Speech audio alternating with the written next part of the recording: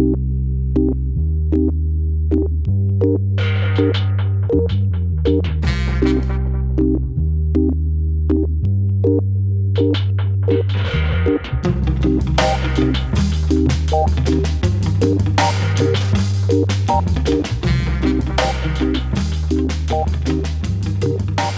Blandine. Bonjour Béatrice. Figure du 4e est très heureux de t'interviewer aujourd'hui. La cantine Le Monde Bouge, pourquoi a été créée cette association? La cantine Le Monde Bouge parce qu'on était des mères de famille, on avait nos enfants à l'école Prise d'Avène et la rue s'arrête aussi. Dans des difficultés des enfants, vous le savez très bien, des fois ça crée du lien entre des familles aussi. On s'était dit que c'était mieux de faire des pauses café chez les uns et les autres. Donc tous les 15 jours, on s'y réunissait, soit chez moi, soit chez une autre qui s'appelait Takia. Il y avait Rugi, il y a Aminata, il y a Assia. La naissance de la cantine Le Monde Bouge, au début, c'était de créer un restaurant associatif. Parce que tu as ici dans le quartier des personnes qui n'ont pas les moyens d'aller au restaurant. Donc un café associatif permettra à des mamans qui, le matin, accompagnent leurs enfants à l'école, de venir éplucher, de venir faire des repas. Et aussi les week-ends qui arrivent aussi avec leur famille, venir manger aussi. Ça fait aussi une façon de sortir aussi de leur quotidien, venir créer du lien, rencontrer les habitants, se retrouver dans un lieu de partage.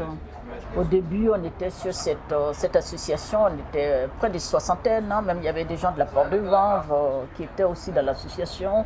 Châtillon, Port-de-Vanves, on créait vraiment du dynamisme avec Port-de-Vanves, Port-d'Orléans. Financièrement, on n'avait pas d'argent, donc à force de dire quand est-ce que ça vient, quand est-ce que ça vient, quand est-ce que, vous voyez, donc tout le monde s'est un peu découragé dans l'attente. Quand il n'y a pas de moyens de faire des choses, c'est vrai que tout le monde se décourage, on dit oh, non, on parle, on ne fait rien.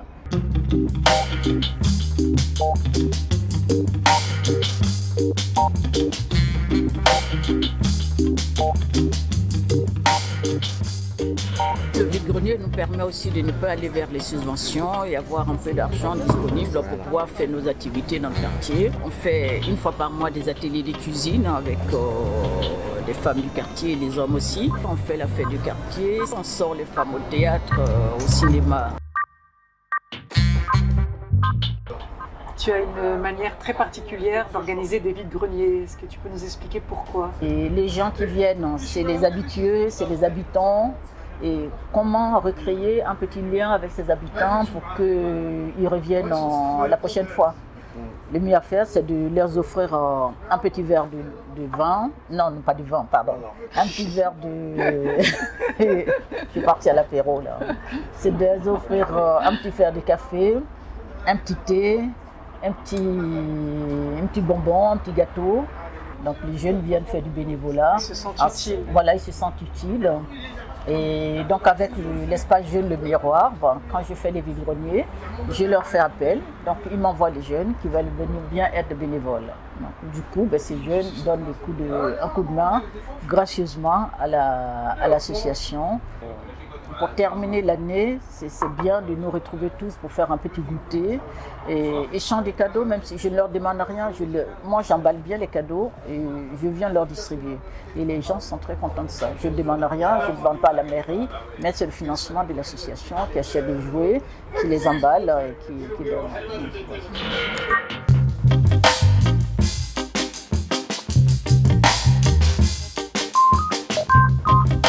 Pour quelle raison as-tu rejoint le conseil de quartier Jean Moulin Port d'Orléans? Quand j'étais dans l'association Le Groupement des Locataires, à une réunion, l'ancien maire du 14e m'avait demandé aussi, il m'a dit mais vous savez, il y a un conseil de quartier. Je ne connaissais pas, je dis oui, ça m'intéresse d'y aller voir un peu ce que c'est. La façon dont il discutait, la façon dont il traitait les choses, m'a vraiment encouragée parce que moi qui suis un peu dans l'association que le groupement des locataires, mais là tu sortais de...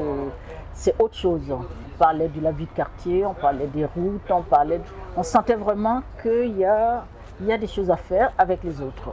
On sentait vraiment de l'humanité, on sentait vraiment des envies, des gens qui avaient envie de faire des choses, mais concrètement, il n'y avait pas de projet politique arrière et tout ça. Pour eux, ils vivaient pour leur quartier. Donc moi, je me suis lancée comme ça dans le conseil de quartier. Et tous les ans, dès que le mandat, tous les 3 ans, je crois, dès que le mandat finissait, j'ai renouvelé. Puis j'étais à chaque fois tiré au sort et ainsi de suite jusqu'au dernier conseil du quartier.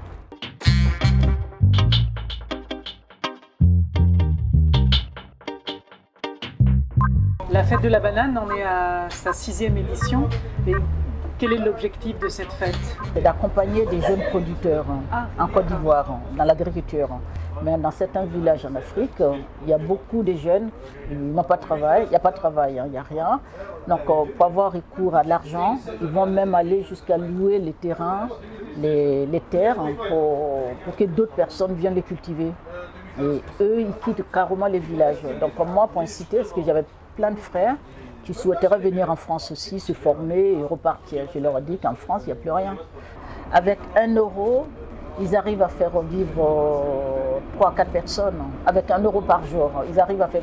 Donc aujourd'hui, quels que soient nos millions, le peu d'argent qu'ils ont là-bas, ils ne nous envient pas. Mais c'est leur montrer qu'avec ce qu'ils ont, ils ont plus de valeur que nous avons ici plus. Nous, le but de la fête de la banane aujourd'hui, c'est de trouver des moyens d'avoir des unités de transformation sur place aussi en Côte d'Ivoire.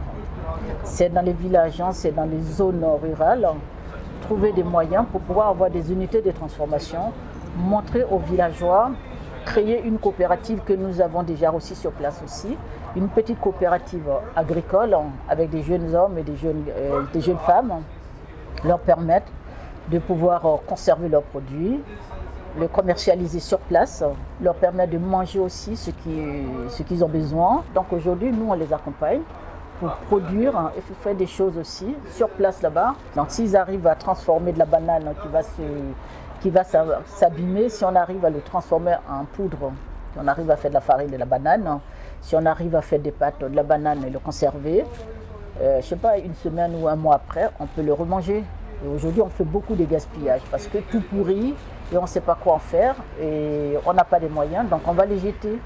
Et nous, les solutions aujourd'hui de la fête de la banane, c'est de trouver des moyens avec des partenaires que nous avons ici, c'est comment aider ces personnes à valoriser un peu plus l'agriculture et trouver des solutions pour mieux conserver nos produits.